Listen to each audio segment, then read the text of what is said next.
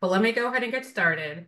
So thank you everyone for being here. My name is Stephanie Sandala. I'm Programming Outreach Specialist here at LibraryLinkNJ. I'm so thrilled to have this program on gender inclusive cataloging, which was a popular request for many of you. I'm happy to introduce our speaker, K.R. Roberto. So let me read their bio. K.R. is a former cataloger with an academic library background. He has a PhD in Library and Information Science from the University of Illinois at Urbana-Champaign. KR uses he, they pronouns, so we'll be using them interchangeably. And KR has two amazing cats. Hopefully they'll make an appearance. I'm not sure, no pressure. But KR, go ahead and take it away. All right. Well, thank you. Oh gosh. Hang on. I have to fiddle with the PowerPoint slides. I'm sure everyone is used to this sort of thing by now. Oh Also, I'm so happy to see all the catalogers in the chat too. man, Yeah, my all the catalogers. catalogers with cats. It's two great tastes that taste great together. Okay. So, Yes, completely agree. so here's my little title slide. This is a room of some sort. Thank Microsoft Clip Art for making it happen. So I figured before I get into the content, I'll tell you a little bit about myself.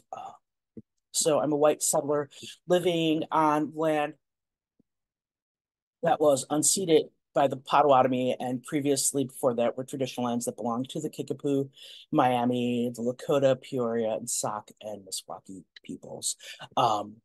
In other words, I live in northern Illinois. I live in a part of Illinois that may or may not be a suburb of Chicago, depending on who you are and what day it is, essentially. Uh, I have an MLS, well, technically an MSLS, and a PhD in library and information science, both from the University of Illinois. And I got them really far apart. Like, I don't know if I want to say exactly how far apart, but it was over 20 years, or yeah, a little over 20 years apart. In between that time period, I was a cataloger in a couple different academic libraries. I've worked with various formats like monographs, special collections. My last job was serials and electronic resources. And like it says, the high point of my professional career was creating the authority record for Dollywood, which is a geographic place. It's admittedly not that exciting, an authority record, but still, compared to the other authority records I've created, at least it was, interesting, involved a cool person and whatnot. After I left being a professional cataloger and went and started the PhD program, I was an instructor for that school teaching, well, intro to cataloging and advanced cataloging. I taught it like 6 or 7 times, and I also TA'd courses that were related to cataloging.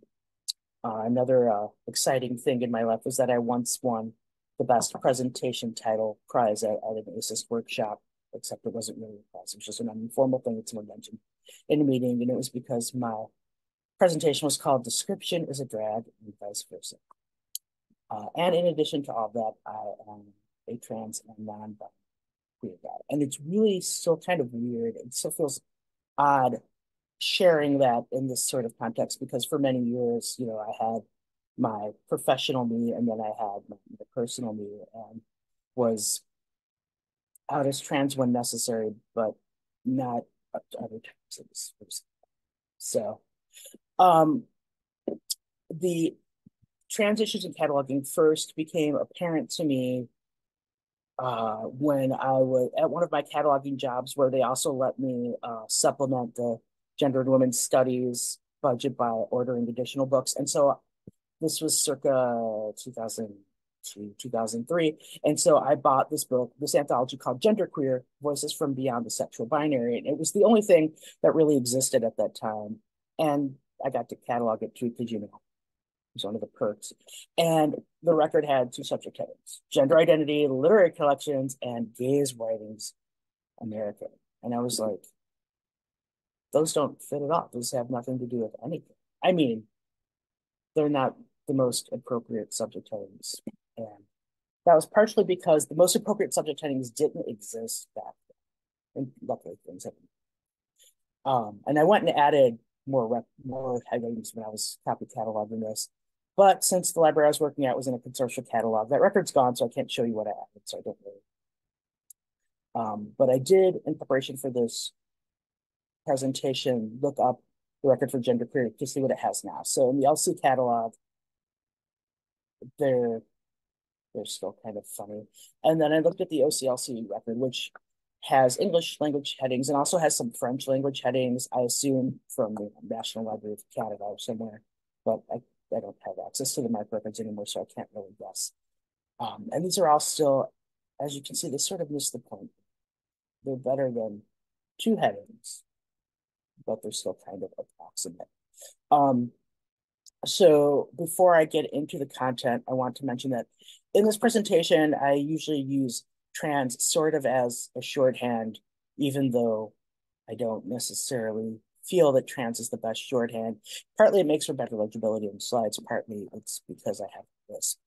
But the content should ideally encompass like gender diverse or non-binary or genderqueer identities who may or may not also identify as trans. It gets really complicated, which is part of why this area is really complicated. Also, please check any subject headings or class numbers I mentioned in this presentation before you try to use them at work, because things change really quickly sometimes, and I don't want to lead you astray too much.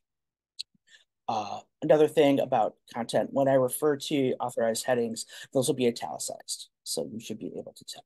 So going back to 2002, 2003, since you're mostly catalogers, I'll skip the explanation of what authority records are. Is that okay? Is there anyone who wants to hear it? Raise your hand or say something.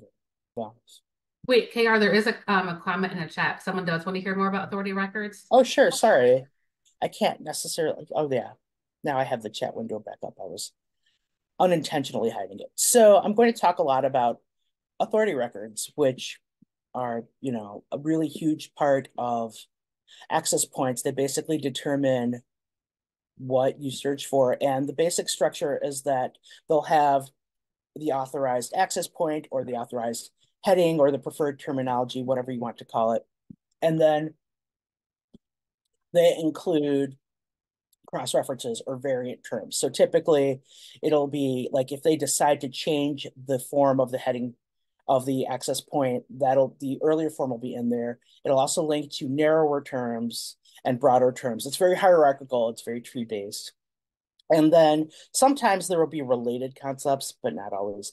And there will also be scope notes, which are notes for catalogers to understand how to use this heading. Like they're supposed to offer you further guidance. They can also sometimes be used to give you a definition of the term. Another thing that comes up in this presentation, but that I didn't necessarily include on this slide, is this idea of works cited. When you have an authorized access point, like whether it be a subject heading or a person's name or whatever, you have to cite the work you're cataloging in which that term appears in that particular form.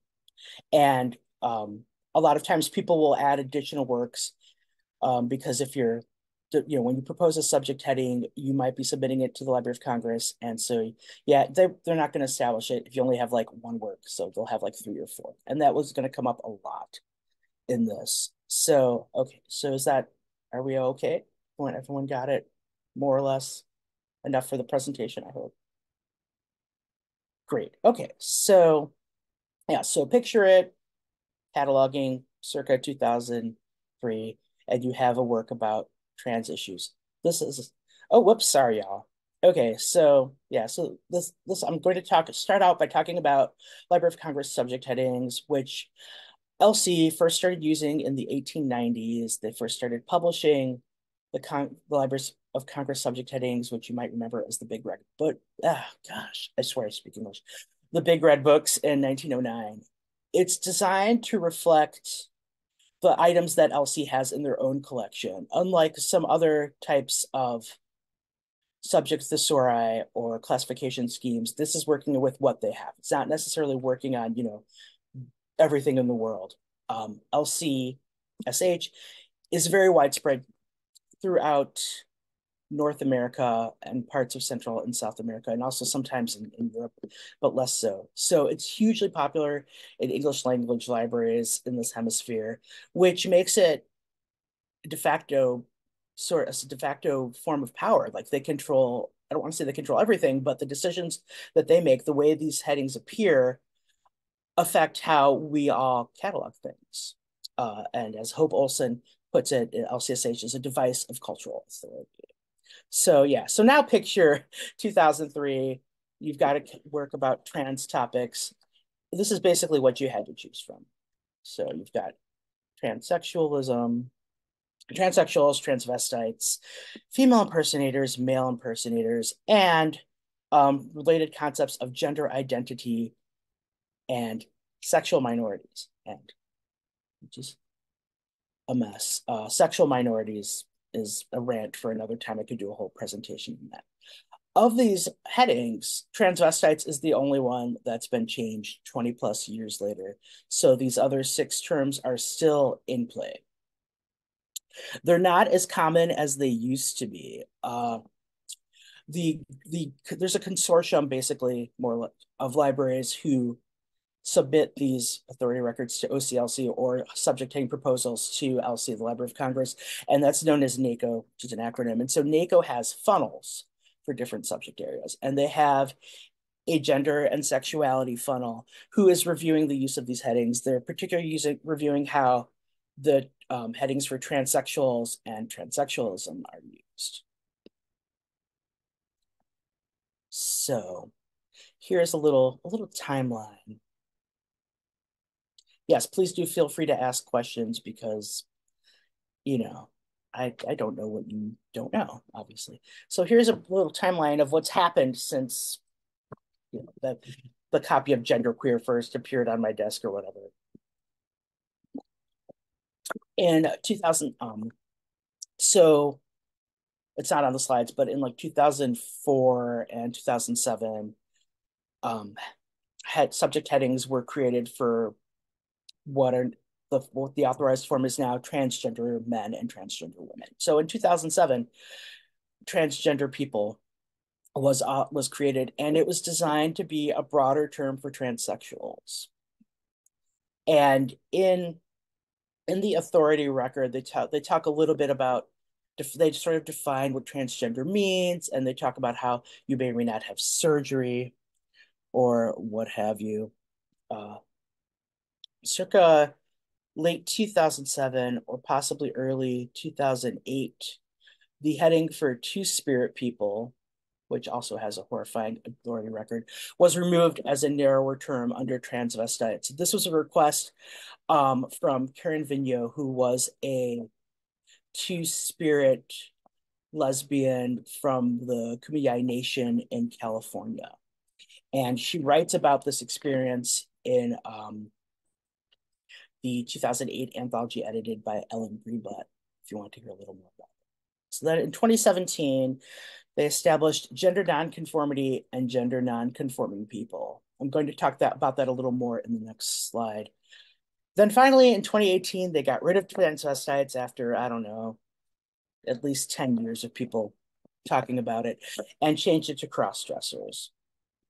Then in 2020, they added minority transgender women, which is an interesting heading for any number of reasons. One is the usage of the term minority, which is troublesome in regular life, but LC typically uses it for their subject headings, and also transgender women. There are no other headings about trans or gender diverse identities that refer to people of color. Yes, the name of the anthology can be shared with you. The reason I'm not sharing it right now is that it has completely disappeared from my head.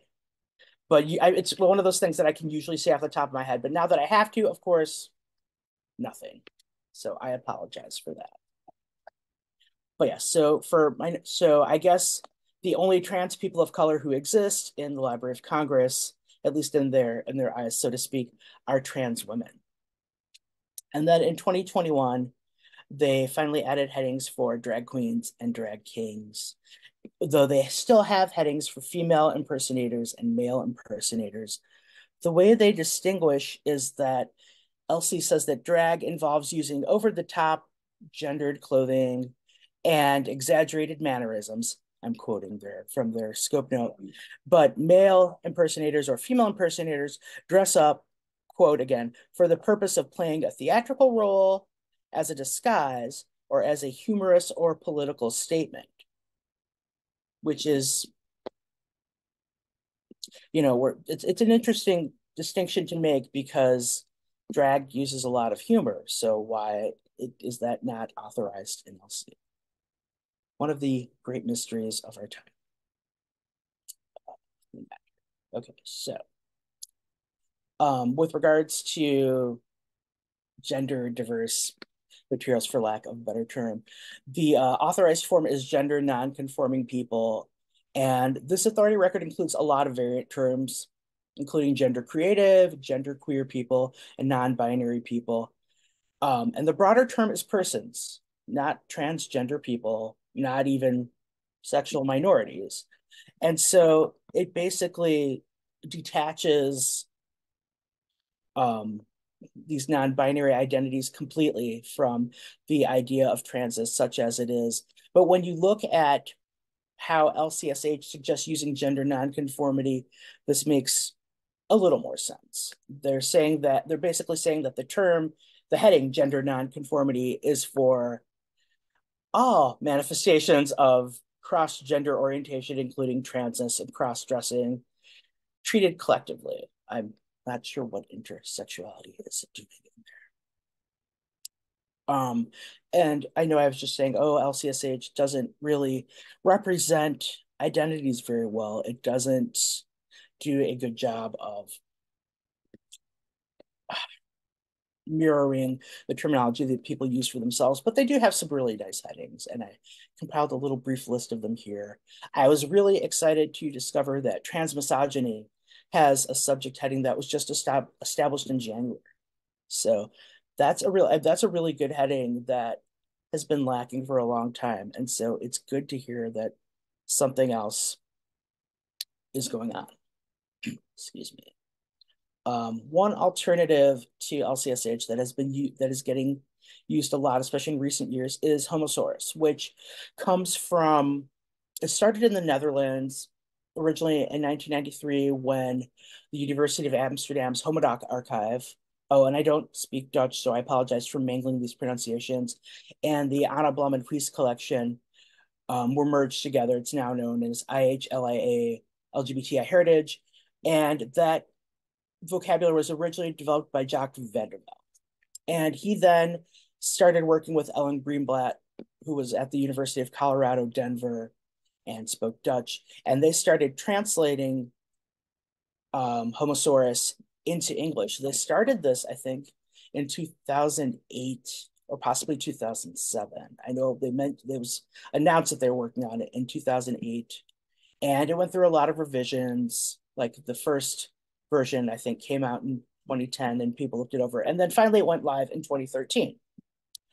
In 2015, the Digital Transgender Archive out of University of the Holy Cross in Worcester, Mass, implemented it, and they play a huge role in maintaining it at this time. The Homosaurus now has an editorial board that was created in 2016, which includes a lot of catalogers and metadata librarians, but also some trans scholars in general. As of version 2 in 2019, there's a public linked data vocabulary, which you can see on their website. And then here are some examples of Homosaurus headings. This vocabulary is very robust, and it has a lot of language that you don't find in LCSH. This is partly because it was initially developed for IHLIA and the Digital Transgender Archive, and both of those collections focus exclusively on gender and or sexuality, so they're going to be more granular, but it's very useful. So they have terms such as agender people, hormone blockers. Yeah, if you have, I don't know, an hour to kill, feel free to try to figure out what subject headings LC uses for hormone blockers, because I couldn't see it at all. Lateral transphobia, non-binary neurodivergent people, and tucking. The non-binary neurodivergent people heading is especially interesting because it mixes two concepts together, which is something that the Library of Congress has made a distinct effort to stop doing in recent years. There are a couple of other interesting elements about Homosaurus, which I'm going to explain to you right now. One is that they have a category for slurs. So there's it's a list of terms that are offensive, and some of these terms have been reclaimed by different groups. But the reason basically is that this category is here, this broader category of terms is here, so people know what terms not to include in their records. And homosaurus, instead of saying scope note, they say description. And their explanation of what slurs are is really interesting. You know, basically they say for a term to be considered a slur, it must be derogatory towards a particular person or group, and it must be used to subordinate them within some structure of power relations. And then here are the terms that they list. The related concepts are dead naming, harassment, LGBTQ plus discrimination, LGBTQ plus persecutions, LGBTQ plus slang, and reclaimed terms, all of which are really interesting concepts that, again, LC doesn't deal with. And so a lot of these terms are in different languages, such as Filipino and I can't remember what else, but and Thai, and there are like 3 terms which are English language terms. They're dykes, faggots, and fairies. Gay culture. I find it kind of interesting that gay culture is used as a way to be specific about fairies. So, but this is a really interesting idea, having prescriptive terminology. I mean, all subject to the SORI are prescriptive in that they're telling you to use these forms, but this is prescriptive in a different way that we haven't necessarily seen before, but is kind of exciting. They also have a group for what is phrased as non-Euro-American gender and sexual identities. This group was originally called culturally specific gender identities. So the new term, bulky as it is actually an improvement, because all cultures have gender identities. So if you're going to say culturally specific gender identities, you would basically be including everything in homosaurus.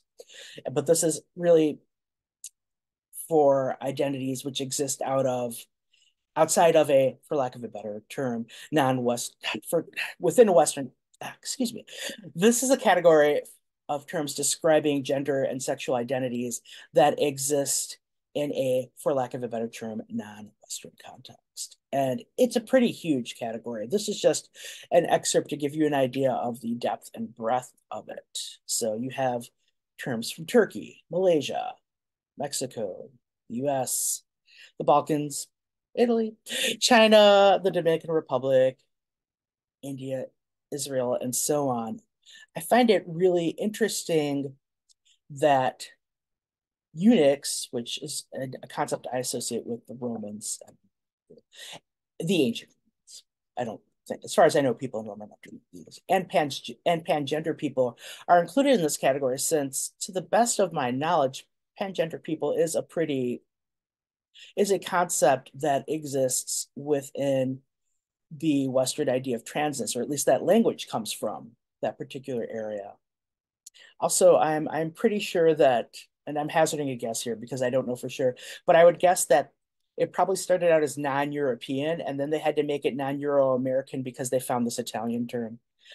As someone whose parents are Italian immigrants, I am amused by the idea of my heritage sort of upending something of professional importance to me. So I don't point these particular things out about homosaurus as a criticism in any way. What I'm basically trying to say is that this is really difficult work to do. There are no easy answers. Trans identities are very difficult to define. They work within specific contexts. There's in-group language, and it doesn't really lend itself well to this very traditional LIS classification model of the tree with narrower and broader terms. It's not linear in that particular way. So homosaurus is about the best you can get when it comes to this. It's a really great vocabulary, but it's not perfect, and it never will be. But perfection is the enemy of good. So having said that, I realize that not all of you are going to be able to go back to your jobs and talk to your supervisor and be like, so I went to this workshop, or sorry, presentation, And the presenter said that we should implement homosaurus to have the best and most accurate access to subject terminology for trans materials. And it's not like your supervisor is going to go, great, let's go. I mean, maybe they will, but not everyone has that kind of power. Not everyone has that kind of influence. And so with that in mind, I've suggested a few ways that you can get around the limitations of the LC subject headings. So the first thing is to give a quoted note, and this is assuming that the work or the item that you're cataloging or describing uses the language that LC doesn't. So you can quote it pretty directly. These are also ranked in relative order of how likely these mark fields are to stay in a record when you, say, migrate to a different system or do a dirty data cleanup or whatever, like the stuff that will be considered most valuable. So I think a quoted note is pretty valuable and is also not super difficult. So it's fairly easy. So it goes to the top. And then contents note is another way of directly quoting the item in hand and that has the language that you want to use. See, this is all sort of hoping that keyword searching will bring up the best term. It's keyword searching also has its limitations. It only, it only brings up things that tie to that keyword, and keywords aren't controlled. But again, in this sort of situation, it's one of the better things you can do. You can also create a summary note, and depending on the format of the item you're working on, summary note may be the most important thing for you, or maybe a contents note. I'd say those two are about tied. And then if you don't have anything to quote, but you know how to describe this item, you can use a 500 note, which may or may not be the best use. Sometimes that type of information is better in a 520 field. You can also be a little more direct and use the terminology in your 6xx access points. So you can do it as a local subject heading, which can be a 690 or a 699, I think, depending on what your library does locally. I put 69x to sort of hedge my bets there. And, I mean, the 69x fields technically don't exist in MARC. They're from OCLC, but they exist in about every ILS that I'm aware of. So they are there for you to monkey with. And then if you have like your own controlled vocabulary, even if it's just, a list in like a Word document or something, that's a list that you can consult, and that's a little more official. And so you can code that as a 650 heading with subfield 2 local as the thesaurus that you're using. Basically, second indicator 7 is for is to indicate that you're using a subject thesaurus outside of LCSH or MESH or the LC children's headings. And I think that's it. And then you code it here. So local covers a lot of things. Failing that, you can also use a 653 field, but I personally don't love them. I know a lot of places just delete 653 fields without even really reviewing them. I feel like that's sort of a precarious field to use. That's why it's at the bottom. So yeah, depending on your audience, you can sort of do this accordingly. Before I move on to numeric classification, are there any questions? Yeah, if you have any questions, you can either put them in a chat, or you can unmute yourself even, or any personal questions, you can send me a message and I can pass it along without revealing your name or library. So yeah, all of those are fine. We will also take time at the end for Q&A too. Yes, so absolutely. Yeah. Yeah, I mean, you can hold your questions until the end, or you can ask them now. It really just depends on what works best for you. So. Yes.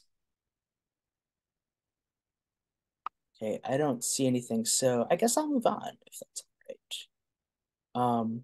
Oops. As usual, I swear I did look at this presentation right before I did it, but here are some further issues with LCSH. One of the distinctions that LC gives as a way to distinguish between transgender people and transsexuals is surgical status. And so this can affect trans people's rights to privacy and safety because, again, it is making the sort of information public when it doesn't necessarily need to be.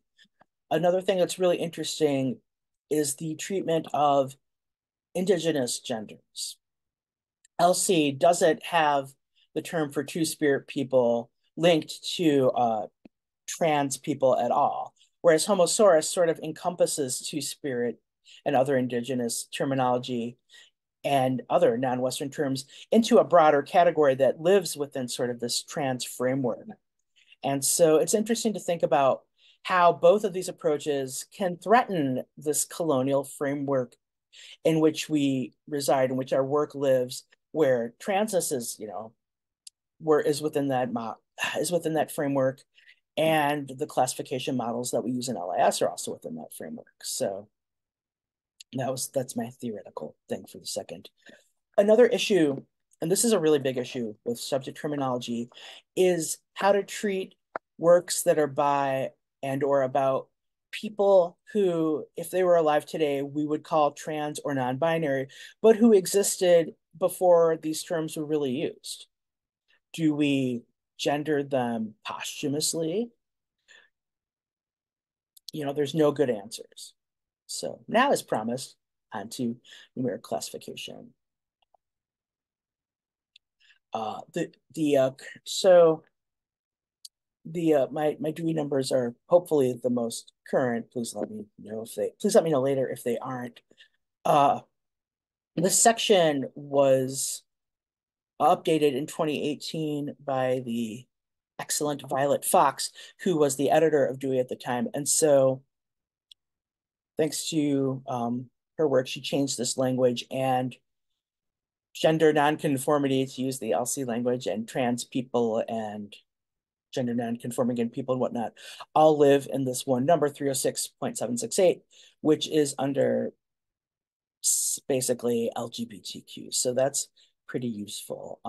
Cross-dressing is in a different place. So cross-dressing in Dewey is basically considered a type of sexual fetish, essentially. And an interesting question to think about is Dewey saying that cross-dressing is a type of fetish, or are the works written about cross-dressing that are being, added to library collections saying that cross-dressing is a fetish? And they also make a distinction between cross-dressing and drag, and they put female impersonation under acting and performance. LC classification is a little more complicated, partly because of how it's structured. And this language, these terms, these class numbers are current. The documentation I looked at was updated in May 2023. And the numbers for cross-dressing and trans people are within that category that they use for LGBTQ people, as you can see by the phrase LGBTQ people above. There is a section, HQ 73.8 through HQ 73.85, for gender nonconformity, but I'm not sure it's still being used. LC hasn't assigned it for anything in their collection in a few years, but it's still within their documentation. But so I don't know if it's being phased out or if they just aren't using it. They're putting works that you might expect to be in that area in HQ 77.7.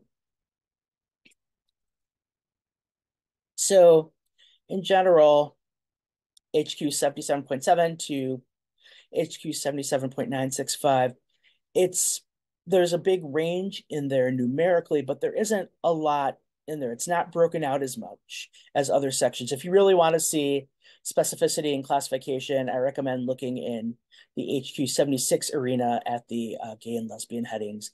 There are class numbers for, bears and other things, which I find very interesting. So, but trans people, it's basically general works or biographies. There are a couple of things, like 3 different things that LC classification thought worthy of breaking out into their own specific number. One is transgender parents.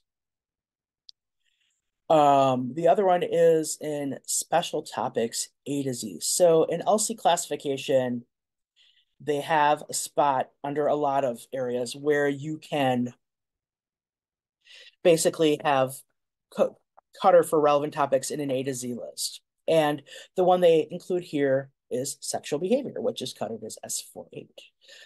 And then transphobia has a number at HQ 77.96. So classification, whether it's subject classification or numeric classification, is really interesting if you take it as sort of a textual analysis. And if you look at it from that viewpoint, what is LC classification saying about trans people? It's saying that, well, we have sex, obviously, which may or may not produce children, and we're discriminated against. And that's it. That's pretty much what our lives are. I mean, according to classification, not our actual lives. So it's kind of an odd thing to deal with. Are there any questions at this point? I know I went through the classification really quickly, but it's pretty linear for fairly obvious reasons. Okay, so moving on, I'm going to talk a little bit of, this is going to be a lot more about how names are treated in cataloging practices. One thing that's important to know is that not only do people's names change, but trans people's opinions on who is allowed to know these change, who is allowed to know their dead, who is allowed to know their dead name or former name, and when they should be acknowledged. That changes over time as well. The image here is from the title page of a book called Testo Junkie, which is short for Testosterone Junkie. And I've blacked out, and it includes the author's first name before he transitioned, which I've blacked out here. But there is a lot of this. And a lot of times the authorized access point may have someone's chosen name, but the item in hand being cataloged does not. Oops, sorry, y'all. And that's really messy. It gets at thing, you know, it's like we're dead naming people while allegedly honoring them. And so one thing you can do if you don't want to misgender someone is to bracket their chosen name in the statement of responsibility. I mean, brackets are there for cataloger supplied info, right? So here's some cataloger supplied info. And so I have an example. Yeah, so I have an example of a 245. I didn't use mark formatting. I hope you all don't mind. With for the book I just showed you, Testo Junkie, with his name.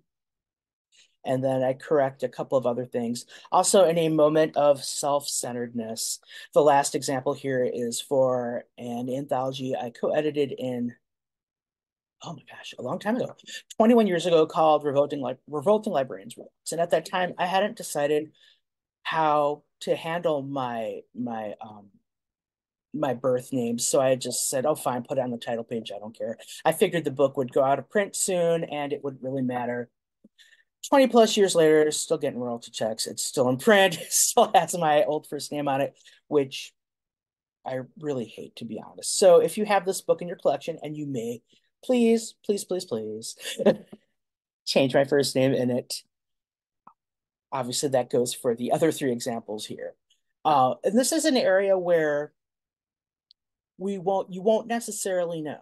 You won't know if someone's name has changed, but just because you don't know for everyone doesn't mean you can't make a good faith effort when you do have that information. And there are things that can be changed, that may be changed besides names. One really thorny ethical issue involves this children's book called Melissa, which, as it says on the title page, was previously published as George, which is about a young trans girl coming out a little bit. And so the author, Alex Gino, said that they originally had titled the book Girl George, which is a pun on Boy George, an 80s reference, which you may or may not get, but that their publisher really didn't like the word girl on the cover at all. And so Alex Gino gave in, was like, fine, call it George.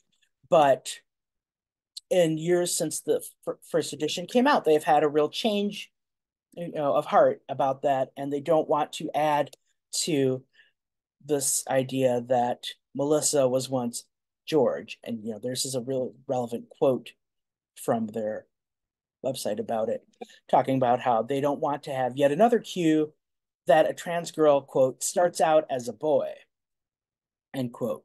And so, excuse me, in cataloging land, when we have a work that's been published under a previous title, we include that title in a uniform title field, which is also known as a preferred title. So this is where an ethical issue comes up. We're sort of dead naming a fictional character by putting it in a literally preferred title.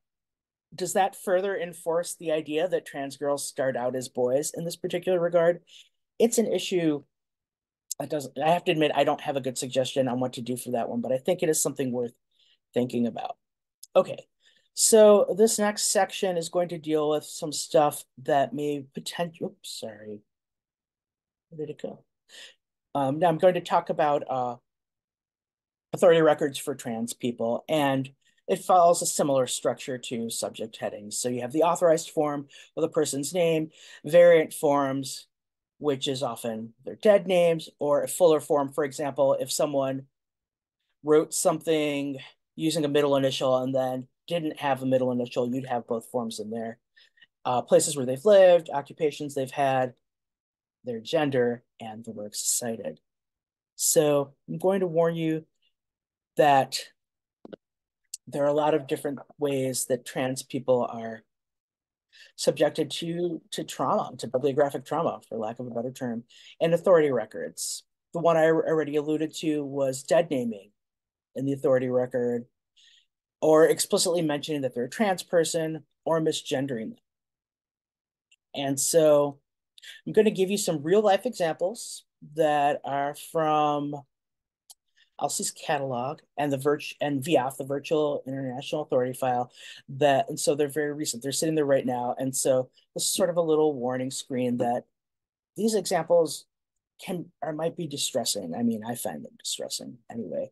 And I included a picture of my older cat as a kitten when she was upset about something. This is actually before I adopted her, but her claim to fame is that her meows always sound like she's angry even when she isn't. But here she's actually angry. She doesn't like bad authority records. She has a lot of opinions on it, even though she's a cat. So it's a little palate cleanser. Okay. So here is an example of two different types of ways that someone can be dead named. Basically, the one on the left is for Dylan Skalinsky, who wrote a book called The Last Time I Wore a Dress under his dead name, which he hadn't changed at the time, but has since changed his name many, many years ago. I think probably 20 years ago at this point. And the Library of Congress decided that the authorized form should be his dead name with his chosen name as a variant, as a cross-reference. Another example is something that's probably going to be a lot more common, where someone transitioned after producing a work with their dead name, and there's no way for us to know.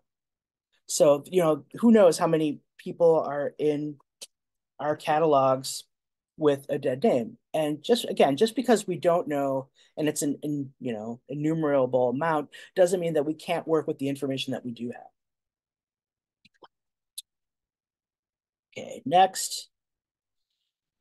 These two, okay, this slide is really terrible, to be honest for you. So the excerpt from the left is from the authority record for someone named Anderson Hertzer. This person, he was Brazilian, and I don't speak Portuguese, so I'm probably doing terrible things to his name. But he was a Brazilian poet and he was very well known and out as a trans man.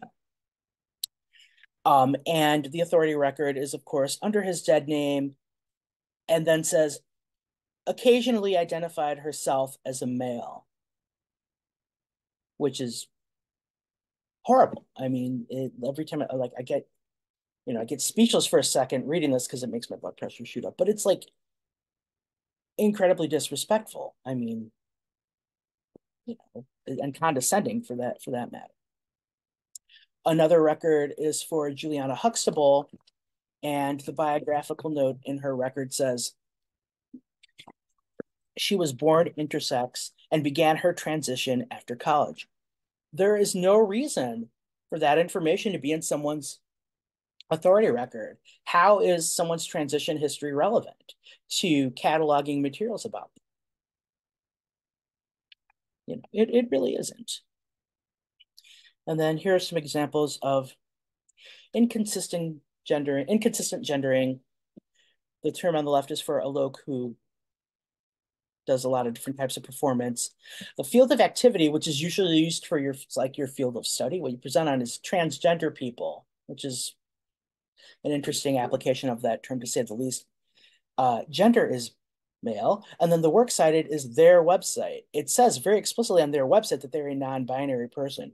This one is particularly egregious because it's from 2023, and by that point, it was strongly recommended to stop including gender in authority records. So it's rough. Another one is Melanie Gilman, who is a non-binary cartoonist, who is, of course, gendered as women. These examples are troubling because they display a pretty salient misunderstanding of how non-binary people may frame their gender, and disrespecting, these people's work, particularly when it says explicitly that they're non. Then there are some that have a lot of things going on.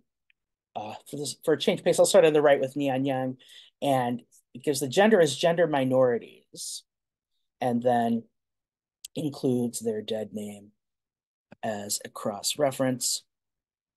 Jan Morris's record not only includes her dead name, but also genders her as female for the first 46 years of her life, and then female from 1972 on. This is a pretty early authority record. It's from the early days of RDA, like 2010, 2011 or so, when people are like, oh, the gender field is repeatable. Let's be cute about it and completely misunderstand how trans people view their genders.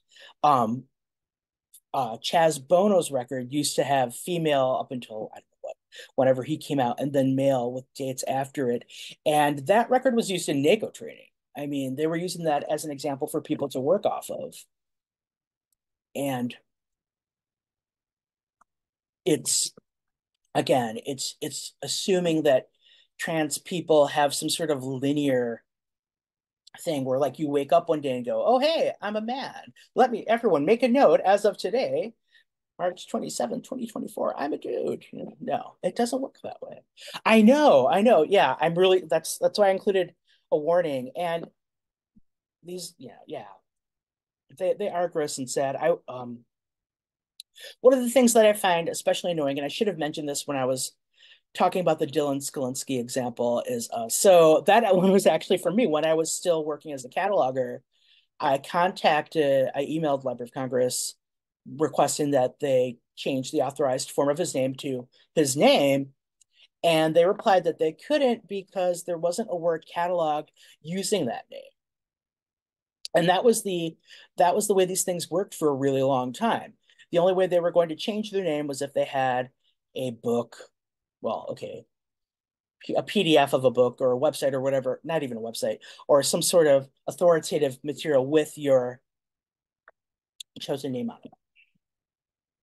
And it was really frustrating. Luckily, they're not like that anymore. So NACO and PCC, which is the Consortium Program for Cooperative Cataloging, which is basically a bunch of libraries that well, they create most of the content that people use for copy cataloging and so on. Yeah. What do you do with the physical book? I don't have a good answer because like I want to be like, yeah, cross it out. But I can't tell you to deface a book just because it's that special collections background to me being like, I don't know. It's I'm not totally sure. I don't know. Maybe if it's not a rare book or whatever, put like some sort of acid-free tape, some sort of acid-free thing over their name on the title page or on the cover. The cover you can, if you have if you have one of those jackets, I think you can stick it in the like one of those, what are they called? Like the Bound to Stay Bound, not Bound to Stay Bound, the Jacksonville like things. If you have a jacket that is like encased in plastic or whatever, I think you could probably get in there and put it in there. Yeah, labels are a good thing to do. Thank you. So do you put the label on the title page? I worry that someone will try to rip it off and tear the page, but maybe that's for the best. But yes, that is a really good recommendation. Thank you for giving an actual answer about practice as opposed to me trying to figure something out. So yeah, it's because it's painful, honestly. But so those examples that I showed you, terrible as they are not current practice. Current recommendations are to not record gender, not only because of trans people, but because it's not the best of use of your time. It's difficult to encompass. As you can see, it's messy. And to respect author creator preference when developing the authorized form of a name. In other words, if someone contacts you and says, hey, I want my chosen name to be the authorized form in this record, not that they're going to phrase it that way, but maybe they will. You can say, great, instead of saying you need to write a book or create something that we can add to our collection with your new name. So that is all really good. The bad thing is that there are no guidelines about updating older records. And it's partly because people don't have the resources, but that's why you have these painful examples like the ones I just mentioned. It's kind of ugly. So any further questions or comments at this time about naming? Feel free to think about Angry Kitten. It's a better, she's a better thing to imagine than some of the cataloging horrors I have just shown. So this is the part where I try to get big sky and talk about things in a general way. So there are questions that we need to keep in mind. When we talk about access, what do we mean? Like, what exactly, what information do we want our users to have? And when we talk about users, who do we mean? I think a lot of times in library land, well, in cataloging specifically, we'll talk about user needs. Like they'll be like, oh, we can't change this because what if the user is searching for whatever? So for example, if you delete the cross-reference, the variant name of someone's dead name, somebody be like, oh, you can't delete it. What if a user is going to look and they only know their dead name? Well, oh well. And it's like, which users do we want to protect here? Do we want to protect our trans users who can be genuinely distressed and by these practices, or do we want to talk about this mythical user who we invoke when we don't want to change practices? Not that users are a homogeneous group in the first place. Users always have different needs. There are different people with different backgrounds, different perspectives, and you can't really speak to user needs. We don't really know. We can just sort of take a guess. And then, does all trans knowledge need to be shared? Meaning, do you have to have information about when someone transitioned? Do authors and creators even need to be outed as trans? Not everyone, is very public about their trans identities. I'm even sitting here in front of a camera being like, hey, I'm a trans guy, but all those classes I mentioned earlier, none of my students knew I was trans. I was only out to one course I taught once in a summer session, and that was because it was about social justice. So, everyone is people need to have the agency to disclose their gender at will. And if we're including this information and making it available to them, we're not doing that. Accurate and sensitive cataloging work can't occur if we continue working from a cisnormative foundation, something where trans people are always an other and they need to have extra information added about their bodies or about their identities because otherwise the user won't know what is going on. It's this world where trans people are a fascinating other, and that mythical user deserves to know our transition history, deserves to know our dead names. They need to have this information in case they want to look for it. And as far as I'm concerned, trans people's rights to safety and privacy outrank this mythical user need to have their intellectual curiosity fulfilled. That said, this is hugely difficult. These changes in cataloging, in classification, and descriptive work are not easy. There's no real consensus on how to define transes, on how to define gender diverse for the identities, as it says in the title of this thing. There's not a lot of agreement. So I wrote my dissertation on this. Heaven help me. And for part of my research, I surveyed trans and or non-binary people about the terminology that they used for themselves because I wanted to create a controlled vocabulary that was community based, that matched what people said. And there was no consensus whatsoever on what terms to use. People didn't agree about anything. There was a lot of conflicting viewpoints, and that's because we're humans. So needless to say, my dissertation wound up being about how I couldn't create controlled vocabulary. And trans and non-binary identities specifically are difficult because of this context and because of these deeply personal things. But like I said, information wants to be free, but trans people also want to be free. So, respect trans users. And with that in mind, changes in library practices should come from trans library workers. And I have just a handful of resources here. There's a group called the Trans Metadata Collective, and they came out with best practices for trans and gender diverse resources, and they include a huge bibliography. So their stuff is really good. Included the Cataloging Lab, which is a website where people work collaboratively to change Library of Congress subject headings, not just trans ones, all of them. Homosaurus has documentation and implementation guide that's really interesting and explains a lot of their motivations. The aforementioned NACO gender and sexuality funnel. Their website is just a list of people, but they're looking for people to offer their perspectives and opinions. So contact them using that site.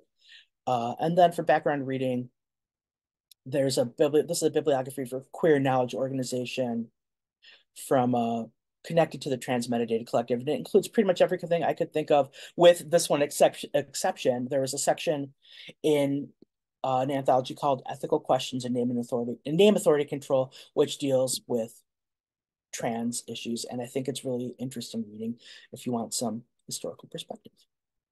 So that is basically it for me. I'm planning on donating a portion of my speaker fee to the Bayard Rustin Center for Social Justice in Princeton because they seem really neat, and I hear that they work with local libraries. So, better yet. So that's pretty much it. Thank you. Yeah, thanks, KR. That was fantastic. Oh, well, thank you. Yes. And if anyone has any questions, I know we're a little over time, but I'm sorry. I didn't mean, I swear this was shorter No, it's perfect. I appreciate everyone staying around. Okay. Yeah, thank you. That's awesome. Yeah, we really appreciate that. I'll write you notes. Yeah. So yeah, we're happy to cover you guys. It's okay. If anyone has any questions, feel free to put them in a chat. You're also welcome to reach out afterwards. I know sometimes I think of questions the day after. So I'll share KR's info with all of you, and you're welcome to reach out at any time. You can also, if you really want, you can also find me on Facebook, which I check sometimes. I think my profile picture is Cookie Monster. So oh, I love that. if you see that one, it's me. Yeah, that is good to know. Yeah. So awesome. Well, yeah, I just see so many positive things in the chat. So thank you all Thank for being you. here. Yeah, this was so helpful and so informative. Yeah. And I mean, this is like a pretty oversimplified version of stuff. I even have slides that I didn't include. So if you really want like the director's cut of this presentation or something, let me know. Yes. You do? Not Okay. putting a pressure on you right Well, now, because but I that have would be like, yeah, because amazing. it's just talking about bad subject headings. Like I talk at, like I could just spend an hour talking about how much I hate the sexual minority subject heading. But Yeah, no, I see oh, Kate's Lee, I agrees. understand. I'm so Yes. glad. Yes, Yes, Lee, that's great. I have Yes. spent my poor brain, I wish I could have used the energy I've spent thinking about this to like, I don't know, find a cure for cancer or something. But it's No, not that's not where my skill set lies. no, I feel you though, but I would love to have a follow-up to go more in detail. I mean, I just see some people in the chat agreeing, so that'd be great. Okay. So we will connect afterwards. But again, thank you All everyone right. for being here. Yeah, again, this was wonderful. So thanks, KR. Well, Yes, thank you and so please, much. yeah, please give me cat updates. I Um, will. I will. yes, that's all the important things I'm asking here, everyone. So Absolutely. yeah. All right. So thanks again, and I'll be in touch soon with a recording in the next couple days and KR slides. Okay. Thank you so Okay, much. thank you.